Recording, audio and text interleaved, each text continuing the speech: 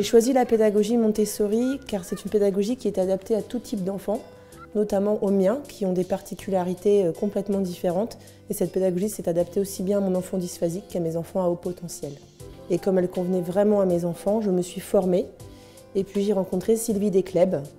Et ensemble, nous avons créé cette école, donc l'école Athéna de Carvin. Parce que nous voulions sortir des clichés comme quoi Montessori est destiné uniquement à une certaine élite qui ne vit que dans les métropoles. Carvin répond vraiment à cela, vu que c'est une commune qui est très mixte socialement, mais qui apporte énormément de culture. C'est ce qui nous apporte une certaine richesse dans cette école, puisque c'est le vivre ensemble et apprendre à connaître l'autre et l'accepter dans sa différence. Alors comment aider les parents à les convaincre dans ce choix? Tout simplement qu'ils ouvrent les portes d'une école Montessori. La nôtre est entièrement ouverte. Et même en dehors des portes ouvertes, nous sommes prêts avec l'équipe à accueillir les parents. Et ils verront à quel point les enfants sont épanouis et les adultes aussi, puisque la bienveillance, c'est pour tout le monde. L'équipe est composée d'une équipe fixe, donc une éducatrice anglophone, ma collègue Martine, moi-même, et l'éducatrice francophone, et d'une assistante, Coralie. Nous sommes aussi accompagnés de stagiaires qualifiants. Ce sont des personnes qui sont formées à l'année, puisque nous venons tous de milieux différents, aussi bien socialement que culturellement. Donc nous apportons aussi cette richesse aux enfants. Pour moi, la communication bienveillante, c'est le fait de s'adresser aux autres tels qu'on voudrait qu'ils s'adressent à nous. Donc avec toute l'empathie et la bienveillance que l'on voudrait recevoir.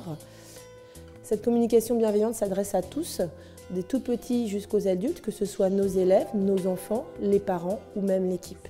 Je suis éducatrice donc à l'école Montessori. Mes études, en fait, j'ai passé une licence en anglais littéraire.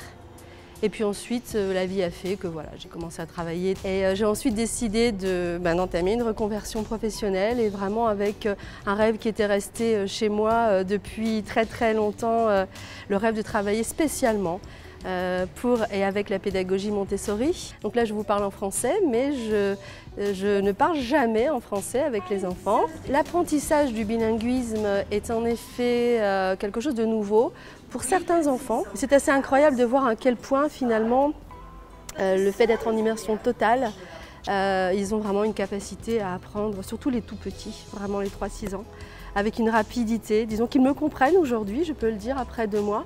Alors pour la grande section, ça se passe de manière légèrement différente. Légèrement puisqu'il s'agit de toute façon d'une immersion totale, donc je ne m'exprime qu'en anglais.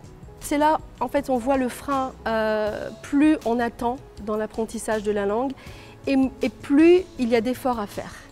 Pour les plus grands, ça demande un petit peu plus d'efforts, quoique je travaille exactement de la même manière.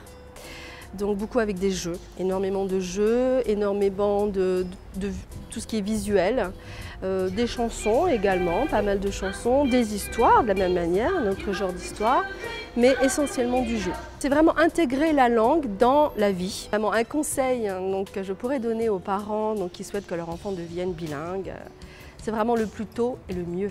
Si je devais résumer la pédagogie Montessori en un seul mot, je dirais épanouissement. Épanouissement de l'enfant, du parent et de l'équipe. Et c'est très important cette relation entre les trois. Je pense qu'il est important d'ouvrir des écoles Montessori puisque nous éduquons à la paix.